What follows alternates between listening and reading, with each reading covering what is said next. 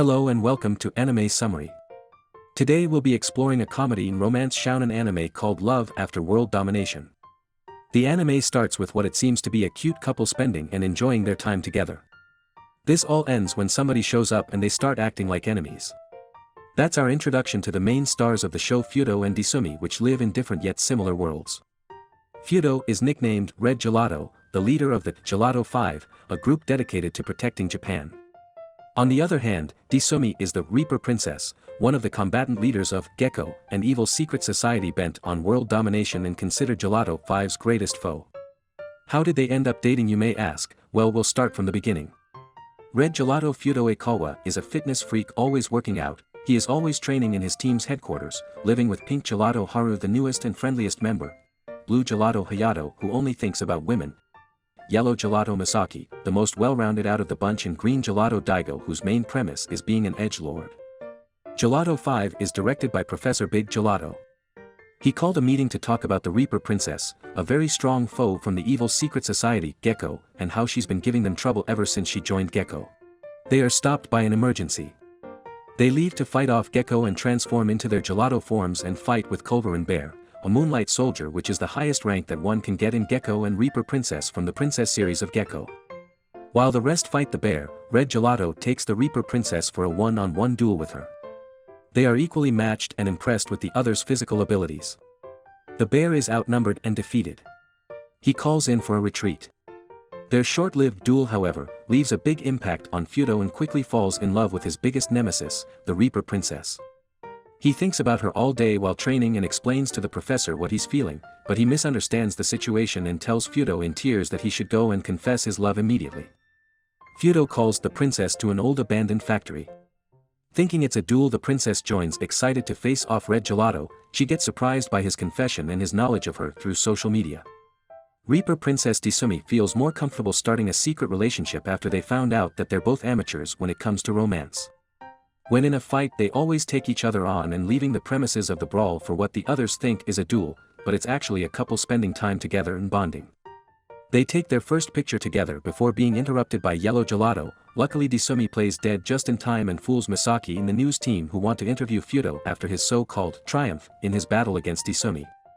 The news reporter asks Fudou what he feels about the Reaper Princess, and he doesn't even bother to lie. He mentions how he thinks about her all day, how his heart is always pounding when he's with her, and how there's no one else like her. While Desumi blushes on the ground, the reporter tells her interpretation of what Fudou said and asks him if he has a girlfriend. Misaki laughs and explains how Fudou only cares about his muscles and nothing else, and there's no way he could have a girlfriend. Desumi gets jealous and asks Fudou to take her out on a date. He agrees and they both go home. Fudou researches what should he do on a date, and drunk Misaki tells him that he should pick something that both lovers enjoy, and that's all that matters. Fudou takes her advice. The next day he puts some glasses for disguise and meets with Desumi in a park for their date. First he takes her to the gym. Everyone is impressed by how powerful these two are. Then they jog and finish at a bench because they start to feel hungry. Fudou joyfully pulls out some protein bars from his backpack. Desumi leaves for the bathroom.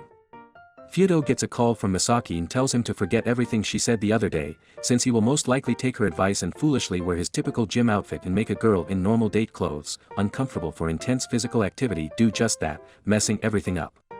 A look of despair starts to form on Fudou's face, thinking that Desumi might have left him for good after what he's put her through. He panics and runs, hoping to find her and ask for another chance. He's on the ground and looks defeated. Desumi shows up and asks him why he's upset. Turns out she also eats the protein bars that Fudou brought and thought to buy some drinks, because they're very dry. Fudou informs her of his worries and Desumi starts laughing and tells him that she's very happy just being on a date with him, no matter what they end up doing. Seems like their similarities brings them one step closer. Some days pass and no activity from Gecko. This troubles Fudou since he can't see Desumi if he doesn't fight Gecko. An alarm is triggered and a mission for Gelato 5 is sent to their headquarters, to infiltrate Gecko's base and destroy a new powerful and secret weapon. With only Misaki and Fudou being available, Fudou gladly takes on this mission. The scene cuts to Desumi being more grumpier than usual since she hasn't seen or talked to Fudou in a while. She heads to her room and meets with Culver and Bear. He shows off his new and improved cannons. Desumi, however, is uninterested and continues on her way to her room. Surprise! Fudou pops out of a vent and Desumi pushes him fast into her room so that no one from Gecko can see him.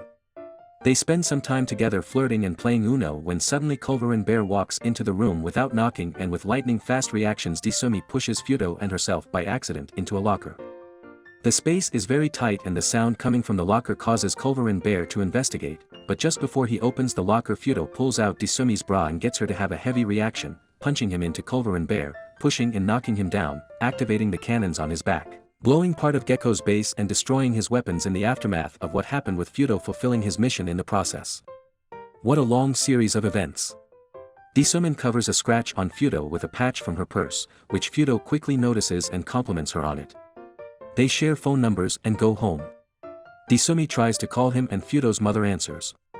Turns out he gave her the family phone's number and he promises to purchase one for himself soon. The day after, a meeting is called in Gecko's base by the supreme leader Bosslar and congratulates the generals for accumulating negative energy and getting Gecko one step closer to their end goal of creating a monstrous culmination called Ultimate Phantom and using it to achieve world domination. Here we get to meet the rest of the Princess series generals: Beast Princess, who is rash and brute; Steel Princess, a seemingly normal girl with eyeglasses in an Iron Maiden; Heat Princess, that doesn't talk and lacks any sort of human characteristics.